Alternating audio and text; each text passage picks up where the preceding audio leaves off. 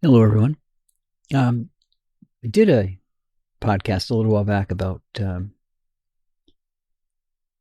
3D print technique that took the hue of the image and painted it back. And it's different when the light's coming from the back as opposed to when you're looking at something painted from the front. In addition, when you're painting something with a 3D printer, you don't have necessarily as many colors as you would if you were using a paint set. And that's because there just aren't that many colors available. And then you've got the added problem of having to swap your spools in and out unless you have something with a filament system to it. Now I'm going to talk more about the technical part over on my Life Hacks and Stuff podcast. But this one, I just want to hit it from a photography standpoint.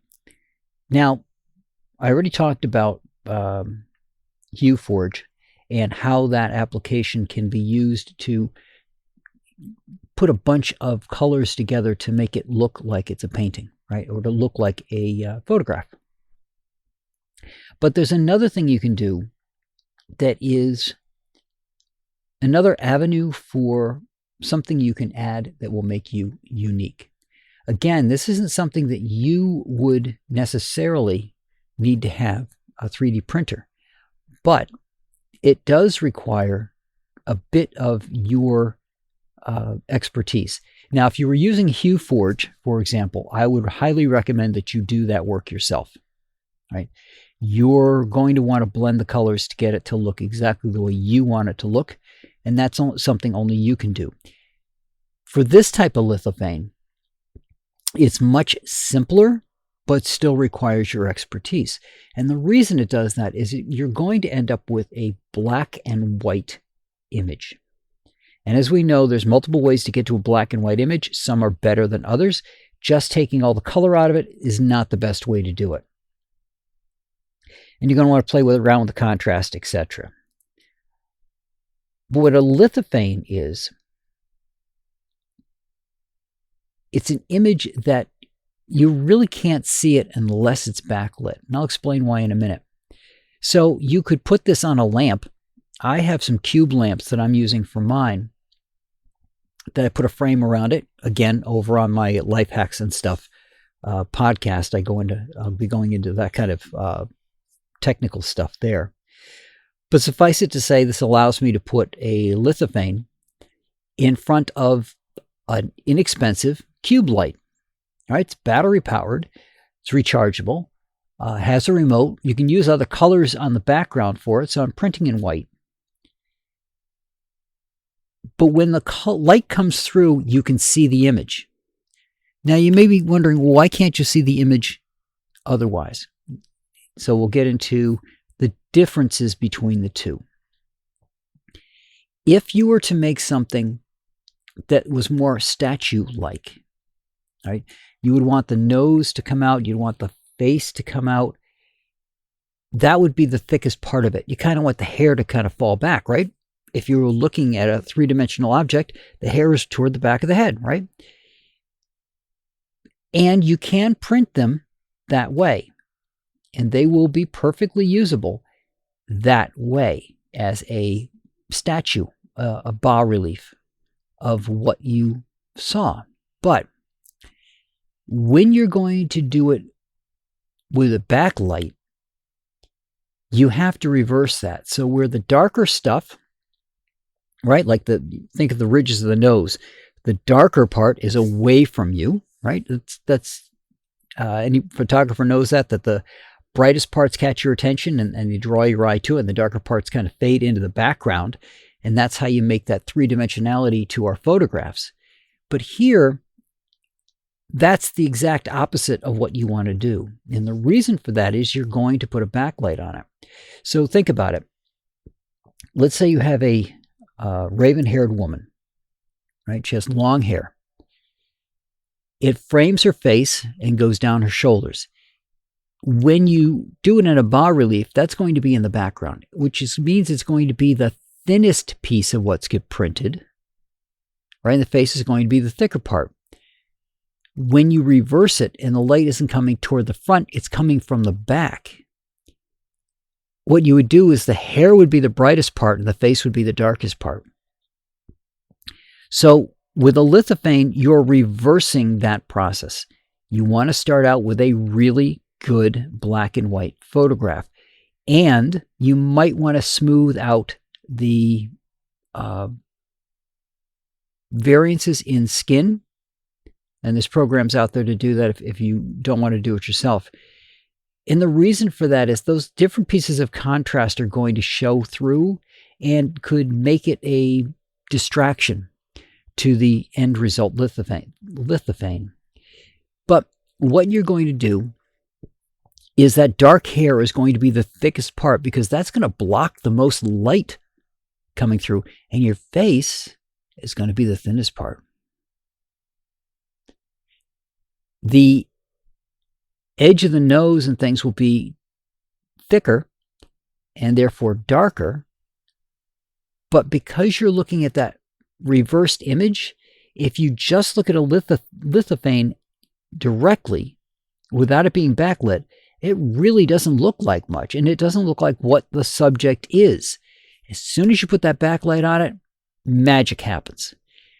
That is one of the really cool things about a lithophane for a photographer. You put it with a lamp in the background, and it doesn't look like anything until you turn the lamp on, and then the magic happens. Then you get to see what the image truly is. Now, how would you get one? All right. There are things on the web that will generate one for you. Again, you're starting off with a good black and white photograph. They'll also give you a 3D render of it so that you can actually see it in some instances. Lithophane Maker is one that I've been using and will generate a full lithophane for you in STL format. And it does not show you what it's going to look like. All right. Let me emphasize that. It does not show you what it's going to look like. You can do your settings about how you want it to go and how you want it to, the sizes and things, but you're not going to see what it does.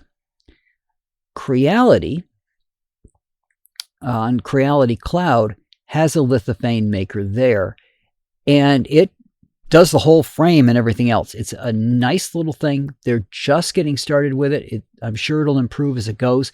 It's given me a couple of nice lithophanes about it, but the important part about that is you actually get to see what it looks like. So you can see what the finished product will look like.